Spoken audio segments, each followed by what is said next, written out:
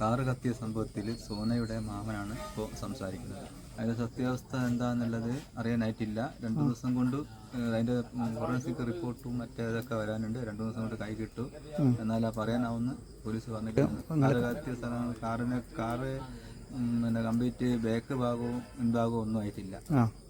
ഇതിൻ്റെ ഉള്ളിൽ മാത്രമേ കത്തിയിട്ടുള്ളൂ. അത് പറഞ്ഞിരിക്കുന്നത് തന്നെ അവിടെയുള്ള നാട്ടുകാർ, ദൃക്സാക്ഷികളായ നാട്ടുകാർ പറഞ്ഞ് ശക്തമായ തീ കോള ഉണ്ടായത്, ശബ്ദത്തിൽ പൊട്ടുന്ന രൂപത്തിലാണ് ഉണ്ടായെന്ന് പറഞ്ഞത്. അപ്പോൾ ഈ സോന ഈ സംഭവം നടക്കുന്നതിന് മുന്നേ ഇങ്ങോട്ട് വിളിക്കുകയോ പറയുകയോ എന്തെങ്കിലും ചെയ്തിട്ടുണ്ട്? ഇവിടുന്നാണ് പോയത്. ഇവിടെ സോനയുടെ അമ്മയുടെ അനിയത്തിൻ്റെ വീട്ടിൽ നിന്നാണ് അവിടത്തേക്ക് പോകുന്നത്. ഏതാണ്ട് ഒരു 8:20 പോയത്.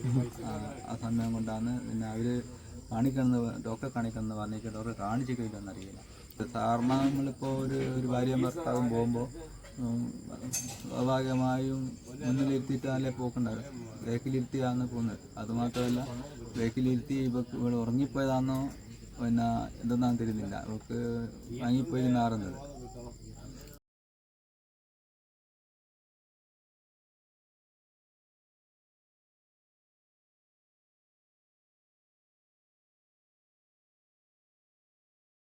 സംശയം നാട്ടുകാർക്കാർക്കും എല്ലാവർക്കും ഒരു സംശയത്തിൻ്റെ മുന്നിലായപ്പോൾ നിൽക്കുന്നത്. അതുകൊണ്ട് മോൻ തന്നെ പെട്ടെന്ന് ഇറങ്ങി ഓടി വെള്ളത്തിൽ തുള്ളി എന്നൊക്കെ. അപ്പോൾ എന്നിട്ട് പിന്നെ കാറിനൊന്നും ചെയ്യാനായിരിക്കില്ല. നാട്ടുകാർ വന്നേരാ നാട്ടുകാരോട് പറയുന്നത് ഇങ്ങനെ കാറിൻ്റെ ഉള്ളിൽ ഒരാൾ ഉണ്ടെന്നുള്ളത്.